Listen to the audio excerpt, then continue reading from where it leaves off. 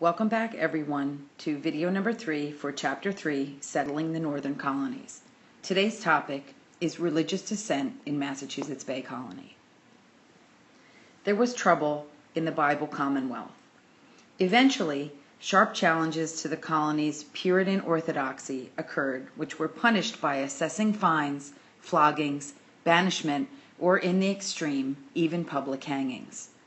One such challenge came from Anne Hutchinson, a strong-willed and intelligent woman who preached antinomianism, which was the belief that members of a particular religious group are under no obligation to obey the laws or ethics or morality as presented by religious authorities. Antinomianism was an extreme extension of predestination, which held that, number 1, leading a holy life did not assure salvation, and number 2, those who were truly saved and destined for heaven need not obey the laws of either God or man. In 1638, Hutchinson, who was accused of high heresy, was tried for her ideas, which included her admission that she had come by her beliefs through a direct revelation from God. After her conviction, Hutchinson moved to Rhode Island and then to western New York, where she and all but one of her 14 children died in an Indian raid. A primary function of the New England town governments was land distribution. Once a town's founders obtained a grant from the general court, they apportioned it to the newcomers in plots ranging from 50 to 100 acres in size. 1 acre is about the size of a football field. Settlers wishing to establish a new town usually petitioned the general court for a land grant.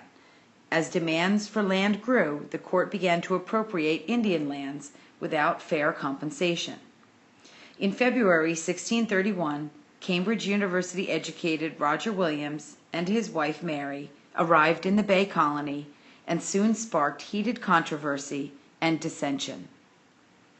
Roger Williams, an extreme separatist, became a popular Salem minister known for publicly condemning the manner in which the Indian lands had been appropriated, thus threatening the land titles of settlers and the colony as a whole. Williams challenged the Bay Colony's charter itself as illegal for appropriating Indian lands without fair compensation. Williams constantly urged his fellow clergymen to break completely with the corrupt Church of England and denied the authority of the civil government to regulate religious behavior. By 1635, Williams was convicted of disseminating dangerous opinions and banished from the Bay Colony. In 1636, he escaped to the Rhode Island area, where he established a new colony. In 1636, he established the colony of Rhode Island at Providence, where he built the first Baptist church and guaranteed freedom of religion to include Catholics, Jews, and Quakers.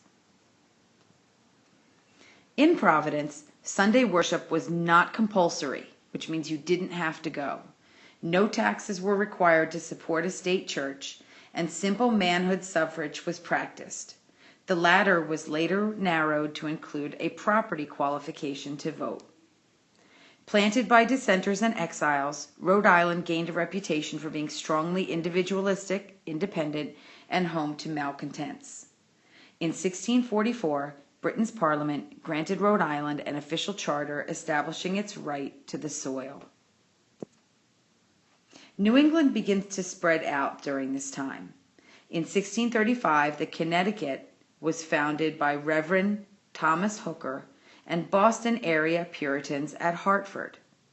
Then, in 1639, the Hartford colony approved the Fundamental Orders, essentially a modern constitution which established a democratic government controlled by substantial citizens. This shows the 17th century New England settlements in the map on the right side of the slide. Massachusetts Bay Colony was the hub or the main focus of New England, and the earlier colonies actually grew into it, and later colonies grew out of it. In 1638, New Haven was settled by squatters without a legal charter. They fell into disfavor with King Charles II for sheltering 2 judges who had condemned his father, Charles I, to death. Finally, in 1662, the Crown merged New Haven with other towns to form the Connecticut colony. Farther north, the Portsmouth colony in New Hampshire was absorbed by Massachusetts Bay through a purchase from the heirs of Sir Ferdinando Gorges. In 1679, the Crown separated New Hampshire from Massachusetts Bay and made it a royal colony.